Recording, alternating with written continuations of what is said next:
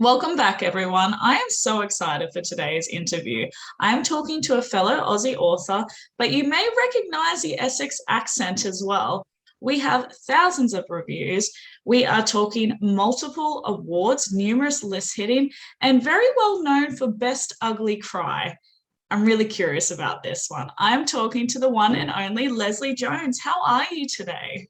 I'm very good. I'm living life large in lockdown. Yeah, amazing. And you were just saying before that you've already been up since 6 o'clock, writing and throwing back the coffee, working Yeah, hard. two and a half thousand words down, 5,000 steps, and I even put on some lip seal. Oh my goodness, that's a good morning. The most amount of makeup I've worn sort of for months. I thank you. I feel so honored. So But I'd make the effort for you. how many words do you usually write a day then? Sometimes two, sometimes 5,000. Yeah, amazing. Well, I take try not to set.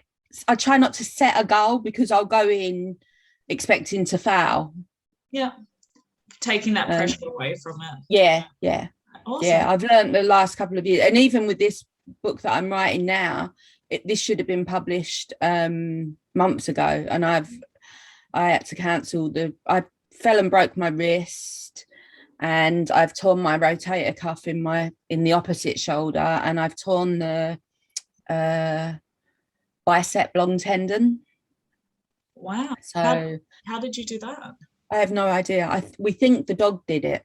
She yanked on her lead, and ripped my shoulder out of place. Or I could have done it when I fell and broke my opposite wrist. We don't really know, but it's really painful. And some days I don't feel it at all until I reach for something, and other days I'll just wake up and my entire arm, even my fingers, hurt. Yeah, well, I think that's fair reason as to why the release has been delayed. Yeah. Take me back to the start of your writing journey. Why did you start writing and how did you find the publishing process? I started when our middle son was diagnosed with leukemia. That was at the time the whole 50 Shades thing was happening. And suddenly everyone was an author. Everyone was publishing books and everyone was writing about billionaires and virgins and BDSM.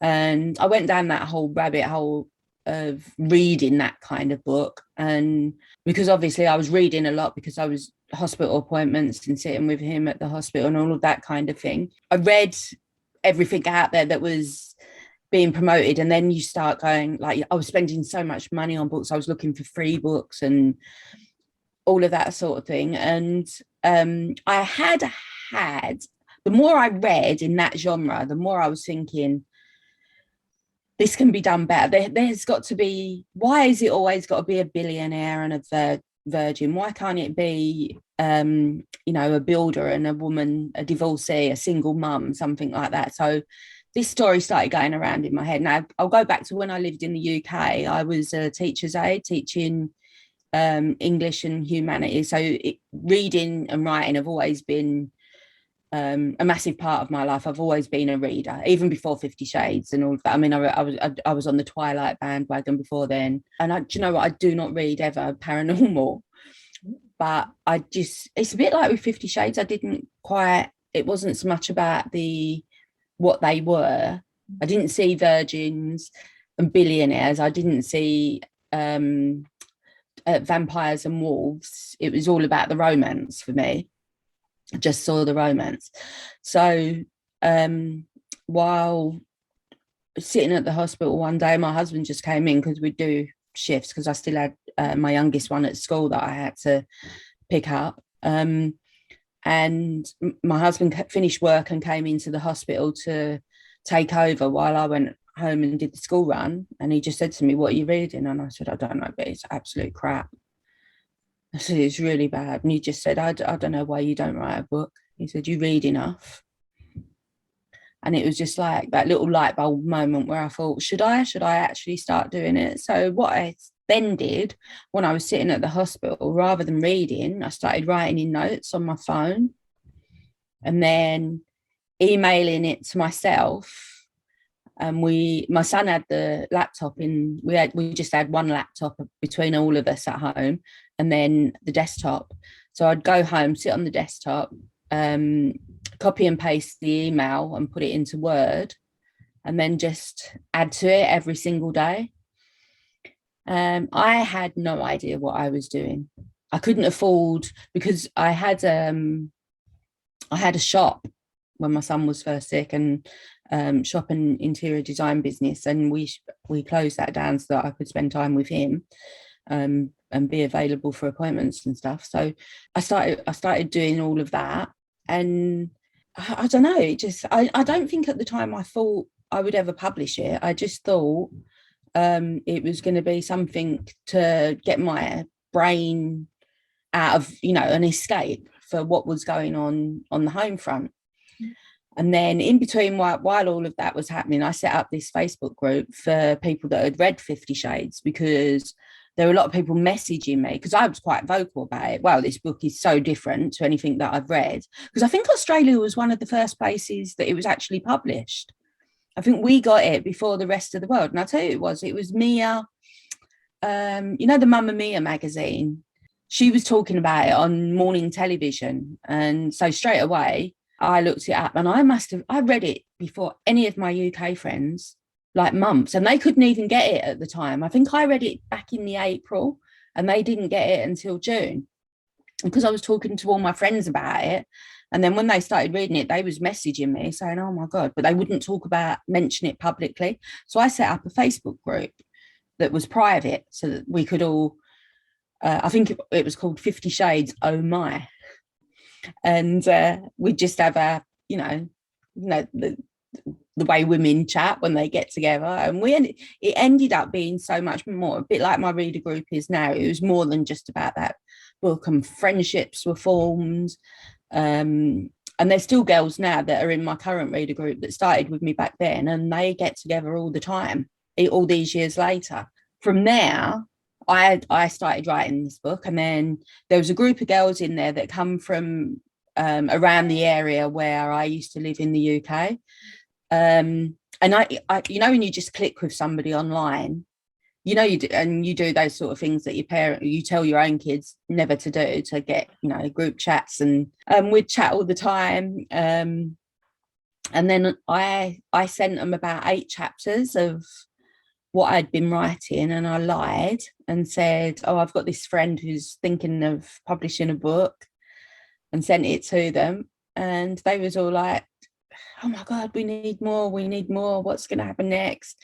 And I'd gone with what I was thinking. I decided to do something different, and it was a older woman, younger man, and she was coming out of an abusive marriage, and I based it all in Australia. And I sent them the first 8 chapters. I didn't know any of them personally, only from chatting online.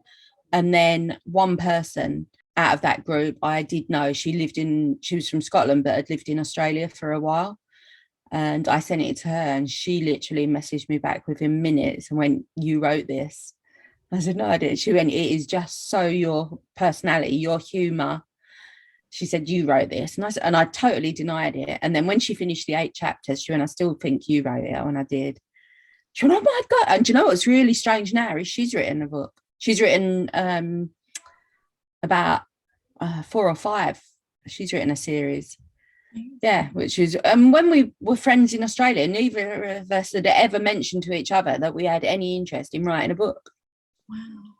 So that was Saviour, wasn't it, that came out? That was Saviour, yeah.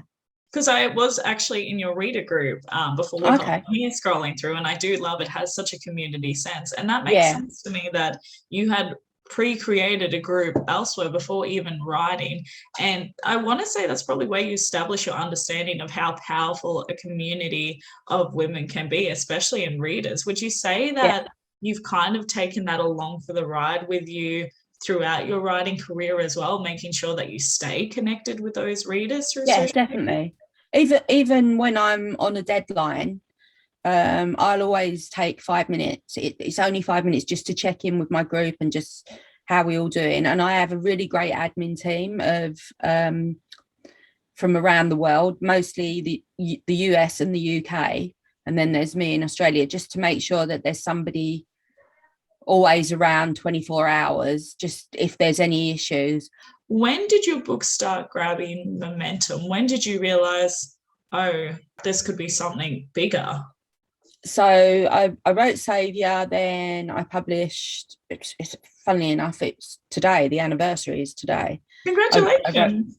Thank you. That's a Resolution, that was book 2 in the Saviour series.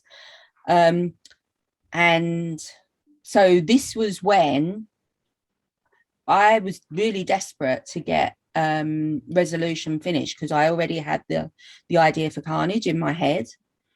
And I just wanted, once that seed had been planted, once I'd come up with this idea for Carnage, I just wanted to get it written. And that book took me 10 weeks to write.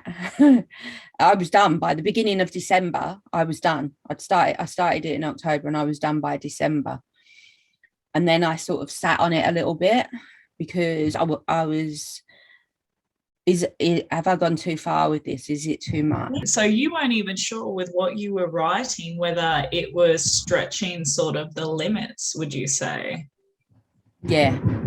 And how did you find the response? Because Carnage is actually one of your I'd love you to tell us a little bit about that series, because Carnage is the first book in the story of us. And you have received a lot of awards and a lot of ratings and reviews because people just love it so much. Was that when you started really getting momentum and readers just clinging on? Yeah. It was that book. So, and I was really lucky that it was only my 3rd book. And then people went back and read Saviour and Resolution, so they took off massively again. So I wrote it. I still hadn't earned that much money from publishing. I couldn't afford a professional editor.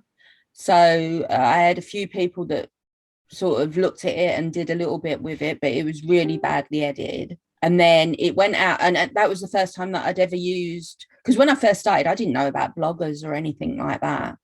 So by the 3rd book, I knew about book bloggers. So it got sent out to a few book bloggers, and one of the bloggers got back to me like literally 48 hours later. And she said, "You do realise what you've written here, don't you? This book is going to change your life."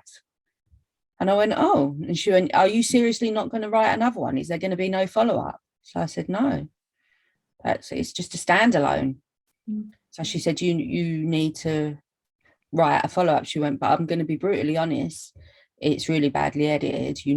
This needs a lot of work." And I said, "Well, it's being published in like 2 weeks' time. It's going live." So she said, "Well, do you want me to do what I can with it?" So she did, and she spent 2 weeks working on it. So, but it got a lot of negative reviews for being badly edited, but which I regret now. And my one tip to any new author coming through is don't spend the money on a book tour or anything like that. Spend your money on editing. Get your editing on point. And the book will, if it's good enough, it will sell itself.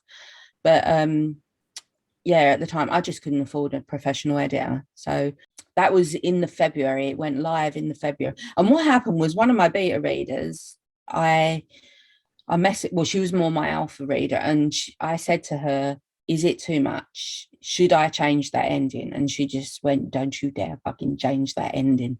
Do not change that ending." So I was like, "Okay, I'll leave it as it is." And I just went into it thinking, readers, I know it's going to divide readers. They're going to love it and they're going to hate it. And that's exactly how it is. That's just, I get 1-star reviews that say things like, "Amazing story, so emotional, such great character development, but that ending is a 1-star for me." And I think I've done my job. I've like great story, great plot twist, great character development, I've made you feel all the feels, which is what I personally as a reader want from a book, yet you're 1-starring me because you didn't like the ending.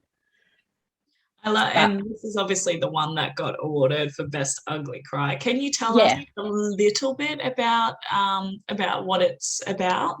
it's one of those stories that starts when they're kids. She's 11 and I think he's 13, and she's the little sister of his best friend. He's new to town, joins a band that her brother's in, and she's the baby of the family, and she's very spoiled and the only girl. But already at 11, she's, I think with Georgia, a lot of readers either love her or hate her. There's a big divide. And I think there's a little bit of Georgia in all of us. And that's what some readers don't like. They don't like being confronted with that. There's little lines in it, like when she goes up to high school, and she said, like, I knew where I was I knew I was up there with the pretty girls. She said, you can lie all you like, but girls know these things. You know where you stand in the ranking. And women don't want to be confronted with that's how we do know. We know, oh God, look at them. I'm never be in that gang because they're so much better looking than me and they're cooler than me, but I'm not going to be in that gang either because I'm a bit prettier than them. I've got nicer clothes, and we know those kind of things. And as much as we like to pretend that we don't, we do, or we do when we're at school, because those sort of things are important. Yeah, and she says lines like that, and she's a brat and she's a diva, but she owns it. She knows exactly what she is. So it does start off when they're very young, and she does say things that she thinks she's an adult because she's got older brothers and she has no idea about life really, but she's going through it thinking that she's like many 11, 12, 13-year-old girls do, that she's wise to the world, and she gives it all the flirty banter, and then when it's reciprocated, she's sort of like, a deer in the headlights type of thing. Oh my God, where do I go with it next? So the beginning part of the book is about their relationship and how that develops, and then the band starts to actually take off and become famous, and it's how that affects their relationship and the paths that it takes them on. And I can't really say much more than that, but book one spans the ending of book one, they're in their 30s. The end of the series, Georgia's in her 50s. Because book one is set in the 80s. Yeah. Wow. So it goes from, and I always include a lot of music in all of my books. There's always a playlist, and I put it at the front now so that people can download the playlist, because like my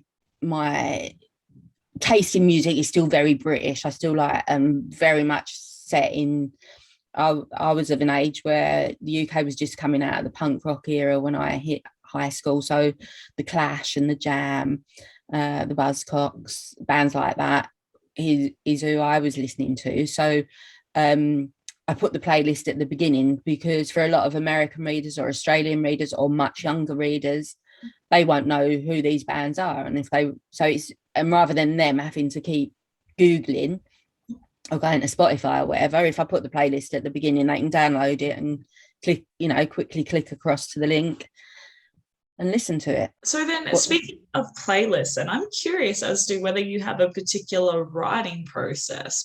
Do you play that playlist while you're writing? I listen to classical. Really? Yeah, I listen to a lot of violin. Have you ever heard of Lindsay Sterling? No. She's like a rock violinist. She is amazing. Listen to her. It's perfect writing music because it's so intense, and I'm great until she plays a popular song that I know the words to, and then I completely lose my track. I can't listen to anything with words. So much of my inspiration for books, I remember Ed Sheeran's Divide. When that album came out, I was in it was like all different rooms of our house. We all had it playing. It was on the day that it dropped, and I was in the shower listening to it through the speaker. And there's one called Photograph, and there's one called Nina. And I had to get out of the shower and start making notes on my phone because this story, and that was Conviction. That was my fourth or fifth book. And the main character's name's Nina. So are you a plotter or a pantser? Pantser.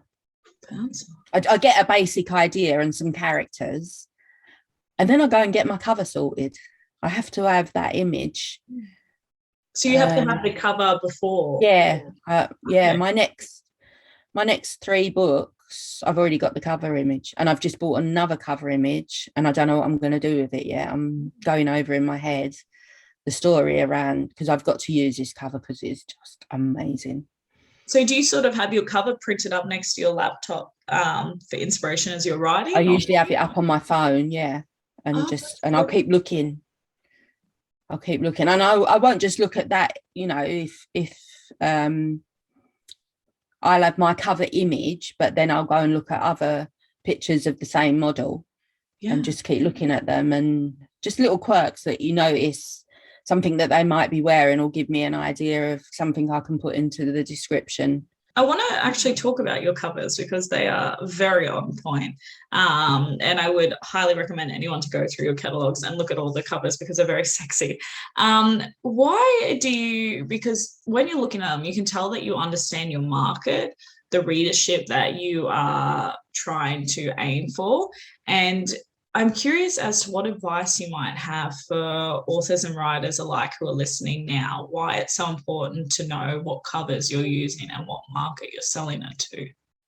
So go to Amazon and just look at the top 10 or top 100 books in your genre of what you want to write, and look at what they're doing, what other authors are doing with their covers. When I first started, I was determined that I wasn't going to do the bare-chested man or the hot dude on the cover, but at the end of the day, they sell. In saying that, Carnage didn't have that. I had the heart, the cover designer for that. She actually took a photo of her son's iris, and then she turned it into a heart shape, and then it had the teardrop coming down. And it was only when the book hit 4 or 5 years old and it was sort of stagnating a little bit, and I wanted to put it back out there, that I redid the covers for that and bought them more up to date. And that's very important as well, as much as readers don't like it because they feel obliged to then go and buy the new cover. For us as authors, as a business, it's really important to unless you got it on point first time and it's never ever going to go in or out of fashion, update your covers every 4 or 5 years. Yeah. And that's what a couple of years ago, that's what I did. But I did try in the beginning to avoid any bare chest, but now, although this series, they're not bare chest, but they're just really good looking men that I've got on every single cover. Thank you, Wanda. Stop sending me emails because I just keep buying the images and I think, oh, now I've got to write another book to go with this one. That's awesome. I've got the cover image. And I guess it goes without saying really too, that you make a good point that obviously look at your market, you know what sells. And I think a lot of authors, especially going into romance and things like that, do want to try and go, I want to be a little bit different. I want to try something else. And although you might have the best story in the world, unfortunately, a lot of the time in that specific genre, it is the male chest that will sell the book, and that's just the market. So sometimes it's not about what you as an individual like, it's about what your readers like. Yeah, and it took me a little while to realise that. My Spiraling Skyward series, I spent a fortune on the original covers, and that romance is about, book 1 is very much the girl meets boy. They fall in love and get there happily ever after. And then book 2 is after the happily ever after, because nobody ever really does that. So it's after they've got married and had kids, and now it all starts to fall apart. So book 1 is Spiraling Skywards falling, and book 2 is fading. And I had this idea that I wanted like a reverse, sort of like a tornado coming down out of the sky, and hearts and butterflies and all of that being sucked up and decimated, because that's kind of like what happens in the book. And it completely flopped. Even to this day, it just, and I truly believe it's my best writing. It's some of my best writing in those 2 books. And when I put it out there, I was very set in my mind. I think I used Sarah Hansen, so it wasn't cheap. For like the cover design wasn't cheap at all. And everybody said that they thought it was paranormal or dystopian. It just didn't go with contemporary romance, even as beautiful as they were. So we redid them, and when I redid them, I sold as many copies as what I did with the original launch. When that book was originally published, by recovering them, I then sold as many as what I did when it was first published to a brand new audience. That just goes to show the power of, what a different cover can do in sales. One thing that I find super amazing I find many amazing things about you, but you are so active when it comes to book signings and conventions and internationally as well. I remember we actually had been to one of the New York signings at the same time, which is super cool. And your table always looks spectacular. So I was wondering as to what tips you might have for authors who have not yet had a table or gone to a convention and signing, what to expect. And I'd love to know what has been your favorite signing so far. I think like for a new author who hasn't gone, don't spend a fortune on swag, because I see so much of it dumped at the end. Unless the only things I can recommend are things like pens. They get used all the time, but don't fill your table up with swag either, because you end up with no room on your table, especially once you start getting more and more books published. Just make your table look nice. Always find out if there's going to be a tablecloth supplied. If not, bring your own. A lot of people now are doing I think Vistaprint do the printed tablecloths where you can replicate your banner, so you can have your banner and your tablecloth matching, and keep your table as clear as possible for people when they come with all their books and want you to sign. You've got to be on your game. You're there. Like I might have a really big night at the bar before my signing, but I will be on point, on my game when I get to my table. I will stay behind, especially for an overseas signing. And they're little things that make me, when you get asked to stay behind. I remember the first time I signed in Chicago, and they asked me and Christy Bromberg to stay back. And I was like, oh my God, they've asked me to stay behind, because I still had such a long queue. Because I think that was only about my second or third signing in the US.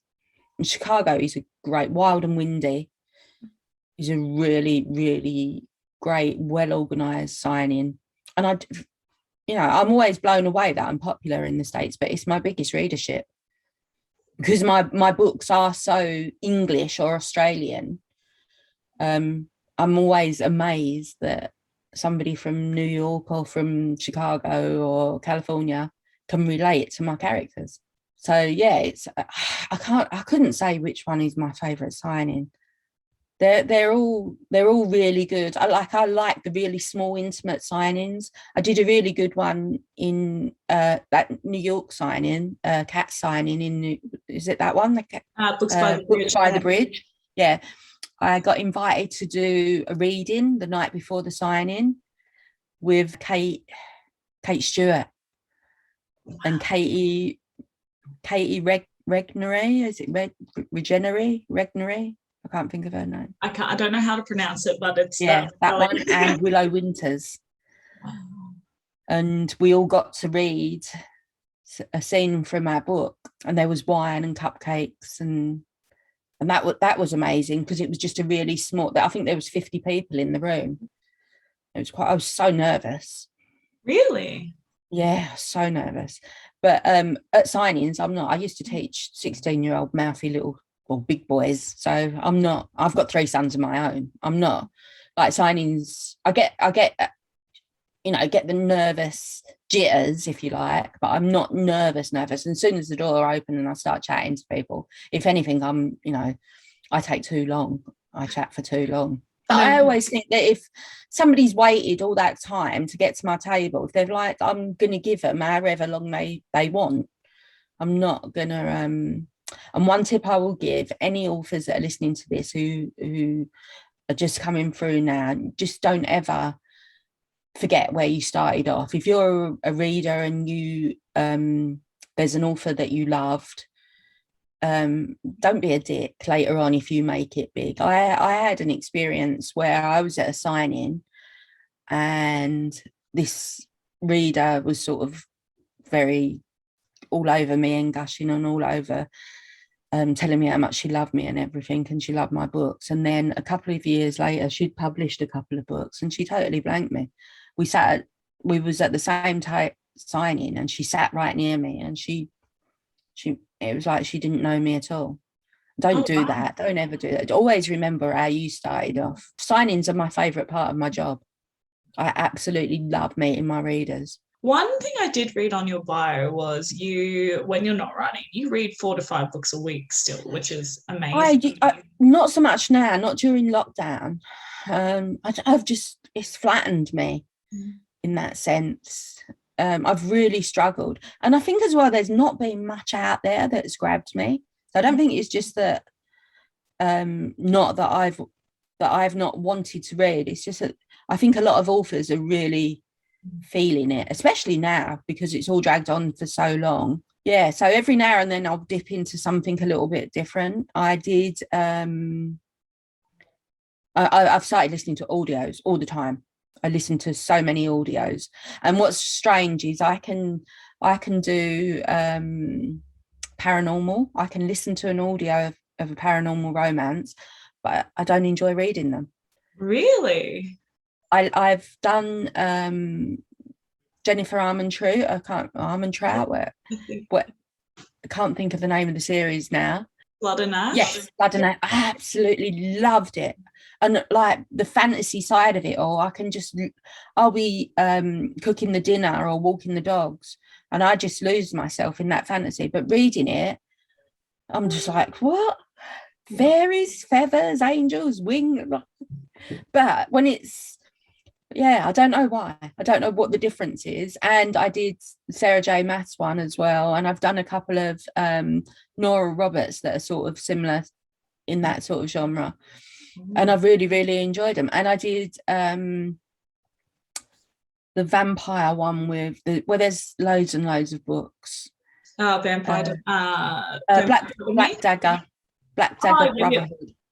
Yeah, I did that. I did about 7 books, and then there was no more.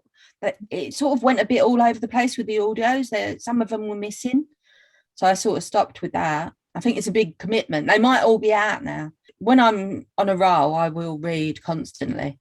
Yeah, when I first started writing, I stopped reading because I was so paranoid that I'd be influenced by what I was reading. And I'm, like I said, music plays a big part of my inspiration, but really weird things will trigger my brain to come up with a plot line. I watched an interview with Jane Fonda, told a story about when she was babysitting her grandson at their cabin in the woods, and a bear came through the front door and she fought off the bear. And there was only her and her grandson was a baby, and there was only them two home. And somehow my brain came up with A Cowboy in Essex. And that's where what happens there is she splits up with the boyfriend, arrives at the cabin that she's booked for the next 6 months as a retreat. She's a fashion blogger and does fashion design as well, and she needs some inspiration, so she goes there she flies out to Colorado because she wants to come up with a snowwear line. She specializes in concerts, like the sort of gear that you wear to festivals and that sort of thing. And they have the snow festivals as well as the summer festivals. So there's no trendy gear. There was nothing trendy enough that she liked. She goes out there for some inspiration to the snow. And when she gets to the cabin that she's rented, she senses that there's somebody already there, and sort of in her head is this big scary mountain man, and she runs. He thinks she's a burglar. He chases her. There's a big fight in the snow, and he's not a big, well, he is a big scary mountain man, but he's very good looking. And then it's just that, you know, it was my little attempt at a rom-com because people just assume that I can only write angsty and emotional stuff. So I decided, and I still find that book hilarious now That's when I all. read it. It makes me laugh. Want to ask then, this is going to be this is, I find, a big debate amongst authors. Kindle Unlimited versus Wide. And I actually noticed that you have your books on both. You have some in Wide and some in Kindle Unlimited. What are your thoughts on this for authors who are trying to decide which they should choose? I think if you're going to do a series, if you're brand new, I would start with Kindle Unlimited because people will take a chance on reading your books. And then if you establish yourself as, you know, and you build up your readership, maybe then if you're going to do series, I think Kindle Unlimited is great, especially if you box set them, because the read through rate is going to be good. And it's establishing yourself wide takes a lot more work. The majority of readers go straight to Amazon in the Western world, but then there's a lot of countries that don't have that option, and they will go to iBooks and Nook, Kobo, and all the others. I've mostly got my standalones on Wide, and then my series in KU. Yeah. But I don't really sell that much Wide, but I don't push that they're Wide. I usually, when I publish, I'll publish Wide, but take it straight out of then drop it into KU almost immediately. So the pre-order will be Wide, and then once I've hit publish, I'll take it out of the from the Wide market and put it straight into KU. Oh, I just earn money there. Yeah. You know, at the end of the day, I'm a business. That's what I'm here for. Is as much as I love writing, and I'd carry on writing whether I was making any money out of it or not. But I do what's best for my business as well as for my readers. And I've done the poll so many times, and the majority of readers reading KU or just Amazon. Amazing. Speaking of business, then, what are your 3 top marketing tips? What have you found that has worked for you? I'm absolutely shit. I'm shit at marketing. I write books. I don't market. I pay somebody else to do that. I just don't get, if you've got that sort of brain, and there are authors out there that are so good at it, or you've got a PA who is really good at the marketing and creating ads, then fantastic. I wish I did, but I'm seriously considering at the moment taking on a content creator because I just don't have time and I don't have that kind of brain. And I'm sick of beating myself up over it and thinking I should be doing this, I should be doing that, when I don't have time. And I fall down the rabbit hole and start looking at what other authors are doing. And then I get that, you know, I'm not good enough. I get the imposter syndrome.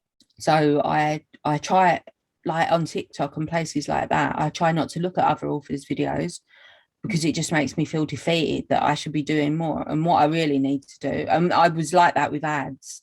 I tried and tried and tried, and I spent so much money and I had no idea what I was doing. So now I pay somebody else to do it for me. And that's what I'd really like to be doing, like, because TikTok's just going from strength to strength. And I just don't have the time. And if I make a video, then I'll watch 50 more videos. Yeah. And that's the day gone when I should be writing. Yeah.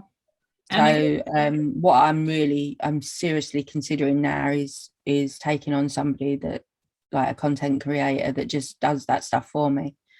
And then I can focus on what I'm good at, which isn't that. Yeah. And I guess it's all about really focusing on your strengths, know your weaknesses, and just understand one person, and you can't do everything. I think everything that you just said is so relatable for so many authors. It's like I was thinking about it when I first started to get feeling so overwhelmed with the social media side of things. And I was like, well, I've got a bookkeeper and I've got an accountant because I'm no good at those things. I would never even attempt them. Why am I putting this on myself to try and understand? I understand the concept of ads. I understand totally how they work. And when my the person that runs my ads, when she says to me, look, this is doing that and that, I think what we need to do, I understand all the reasons why. But sitting down and actually dealing with the numbers side of it, English is my forte, maths is not. And I know that. So once I accepted that that's not what you that's not what you need to be busying yourself with, because it's taking you away from your writing, I handed it all over to somebody else. Yeah. And that's what I do. And now it's getting to a stage of where I need to do it again for content. Yeah. So what would you say then your greatest challenge and your greatest accomplishment has been so far in your writing journey? I think just publishing a book. You know, if you're just like, we was cleaning because we're renovating an entire house, so it's like Tetris. I've got the big plastic storage boxes and stuff goes in and it comes out, and then I take out the bits that I need and I condense them down and they move from room to room. And there was a copy of a cowboy in Essex in one of them, and like I just pulled it out of the book and it's all battered and bent. Somebody was staying here, I think, and read it, and it didn't get put back in, like in this room with all my books, because I've got no office at the moment either. I'm in my wardrobe at the moment. I'm in my walk-in wardrobe. My husband made me a little writing nook in here so I can sit here. It's like a dressing table come writing nook. And yeah, so, and it's just, you know, I slung it on the kitchen bench and I was going about my business, doing whatever. And then every now and then it'd catch my eye. And I think it was Charlie that came out, my youngest, and he just said, it's really weird seeing your mum's books just hanging about the house. And I thought, I don't think of it like that, you know, and I should. How many people can do it? How many people's kids can pick up a book that their mum wrote? So just publishing a book, just writing and publishing a book, even if you never publish, even if you just write that book. But, you know, if you go that step further and put yourself out there, which you really, really are putting yourself out there when you do it, that is a massive, massive accomplishment, and give yourself a pat on the back for doing that. And I think the hardest part of this job is the self-discipline and time management. And especially during all of these lockdowns, for me in Victoria and in Metro Melbourne, the past couple of years has just been so hard. It's the beginning of the long lockdown last year, like, was just awful. It was one of the most stressful times of my life. And I've, you know, compared to when I lost my dad, my brother, when my son had leukemia, emigrating to Australia, that's probably, out of those four, that's probably the beginning of the lockdown last year was probably number 5, because we didn't know what was going to happen. But even prior to that, it is still putting your phone down, getting off social media. And it's like, and I'm one of them that I do like to be there, like you said earlier, for my group. I do try and reply to every single person. So when I sit down to start writing for the day, I try and put my phone away for a bit, or put it in sleep mode, or shut it down. Well, I don't shut it down completely because of the kids, in case they ring for anything. But try, because once you pick it up to answer a message, you have a quick look and then you respond to that and reply to that, and hours have gone, especially now with TikTok. So then this is my favorite question to ask. What is the goal? What is the dream that you are chasing for your writing career? I think publishing a book was it. I just want to keep, I just want to keep writing stories with stories that readers want to read, with characters that they love. And I want to keep writing stories that readers remember.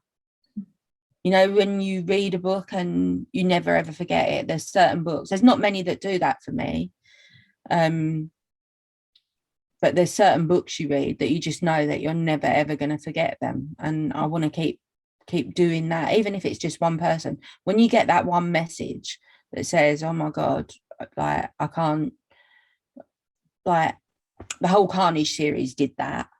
So I did that with them, but for other reasons, because like Savior and Resolution, they're the two that I've rewritten, and they're now part of the Savior series, which will be 4 or 5 books. I haven't decided yet. And it's like a completely brand new book. I retitled it, I recovered it. I lost all of my reviews, but I didn't mind. I wanted to go back. I loved the story, but it was my first book, and we all go back to our first books and just think, the fuck. And you look at all the ands, what's that, all those words that didn't need to be there. And I think if only I had a really good editor back then, this could have been so much. But you know, we're all guilty of it. I think, yeah, that's my main goal, is just to keep going with that. And it's nice now that the backlist just takes care of itself. And we're getting to an age now where the kids are all moving out, and we could sell up and move to anywhere, and I can keep writing. Yeah. And that's what I'd like to keep doing. I think, you know, I've had enough now. Maybe I'm not going to commit to anything, to writing anything else. And then I hear a song and my brain's just like ping, ping, ping, ping. I don't think I'll ever stop. Readers, I stupidly promised that I would write a Carnage sort of 2.0, the kids, because the parents are all grown up. And I did get writing some of it, and then it started to get a bit dark, and I just haven't been in the right mindset the past few years, because the world has been so dark, to carry on with that. But I put it in the back of the Carnage box set, so I get so many messages, and I really should take it out, because like every time I say, oh, I'll change the date of when it's going to be published, and now I'm saying right, next year. But what has happened is my little brain I wrote, but I can't give anything away, but another book I wrote triggered something, and I was just like, oh, what if and it's just now snowballing, and there's this major plot twist that's going to be killing your readers right now. What's You're that? gonna be killing your readers right now. Oh, I know. Yeah, there's this major plot twist that is going to come in that book that I'm hoping nobody will see coming. But so I've got a dilemma. I've got a book 2 I want to write from a standalone, and it's going to connect to the Carnage 2.0. So which book do I give the plot twist away in? Yeah. Do I reveal it in the book 2, or do I wait until the new Carnage book? Or, you know, if I put it in the book 2, is that going to want everyone to read the new Carnage book even more? It's like, which I'm just not sure what to do. I can hear your readers screaming from here right now. If they're watching, yeah, they will. Shaking their fists. Yeah, they are highly likely to do that, but that's okay. I like that. I like, you know, as long as they feel, as long as what I write makes them feel, that's my job. I'm job done, tick. That's the whole, what's the point of writing if nobody, if the reader's not feeling any connection or gets no emotion from what they're actually reading? I don't want to make them cry all the time. I mean, I went into a chapter a couple of days ago, and I'd written the scene before, and it was quite emotional, and I went, like, that was from his point of view, so I went to her point of view the next day, ready for her to be nursing her broken heart, and she's decided she's a comedian and everything's really funny, and she's just putting a joke out there on everything, and then she meets up for girls to be angry and tell them how much she doesn't, and their conversations are even funnier. And first of all, I kept going back and trying to put the emotion in, and I was thinking, no, do you know what, I'm just going to go with it, because sometimes, like, when you're feeling a little bit manic, you do crack really good jokes. From personal experience, when you hate the world, you can be really funny at the same time. So I was like, I'm not going to go back and change it. I'm going to go with it and let my readers are just going to be like, they'll be wiping their eyes 1 minute and thinking, what the fuck is going on here now? She's like, she should be curled up in a ball and crying, and instead she's up there dancing on tables, cracking jokes. But that's women. Yeah. I We love do that sort of thing. I have a segment called Speed Dating with an Author. So you and I are going to go on a very romantic date. I lit a candle. I've created ambience. I put my tinted lip seal on for you. You did. We both put in effort. I feel like this date is going to go swell. And basically what it is 5 rapid fire questions. Are you ready? I'm ready. What's the clumsiest moment you've ever had? When I was bridesmaid at my friend's wedding and I fell over walking back from the bar in my bridesmaid dress and split the arse out of it. Really? Yeah, my feet went, you know, when your heel slips out, and I sort of did the splits and I split the back of my bridesmaid dress. Luckily, I'd bought a backup dress with me for the evening to change into, and she wasn't happy that I changed, but... What were you going to do? That's like out of a rom-com. Yeah, I know. Yeah, that's pretty much sums up my life most of the time. I love it. What is the 3 words that would best describe you? Oh, introverted, extroverted overthinker. Oh, I like that. What is the song that would best describe you? Bitch.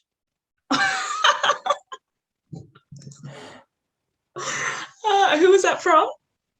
Oh, you know, I'm a bitch, I'm a lover, I'm a mother, I love that song. Pretty much. Oh, I can't think of her name. I know who it is though. They did the Aussie version of it, didn't they? They did like an Aussie bloke version of it as well. But yeah, Meredith,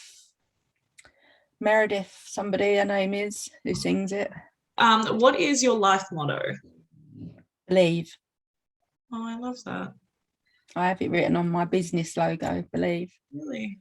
I'm a kid who grew up in commission housing, you know, and I'm living in this, I don't know if I've got a house with views built into the side of a hill in a most beautiful part of the world that you could ever wish, despite the lockdowns and everything else. And both my husband and I have just always reached higher and believed that we could. And it's something we've tried to instill in the kids. And like, never in a million years did I think... Somebody sent me a picture once of, they were sitting on a train back in England, and the girl sitting next to them on the train was reading one of my books. And she said, I had to lean over and say to her, I know her. I know the author. Oh. And I was like, that's never happened to me. But to think that somebody was sitting on a train somewhere reading my books, like, that's just... What is a unique talent or skill set that you have that not many people know about? Oh, I'm an amazing interior designer, and I can cook. I'm a really good cook. Oh, 3 sons, I had to learn to cook, otherwise they'd have kicked me out and found a new mum. I have had such an amazing time, Lesley. Tell us, what is coming up? What do we need to be on the lookout for, and where do we find you? So Loving Wild will be the next release. I've just put a poll in my reader group to find out whether it's likely, if I can get a spot with my editor, I'll get it out before the end of this year. Only about 7 months late, but this shoulder's, I'm still waiting to find out what's going to happen with the shoulder, but it's nearly finished. I'm at about the 70k words mark, so that will be book 2 in the series. And then the next 2 books in that series are already partly written, because they were standalones, and I just had one of these moments, like my brain does, went off on a tangent, and I thought I could make this into a series. So books 3 and 4 are already partly written, and there may be a 5.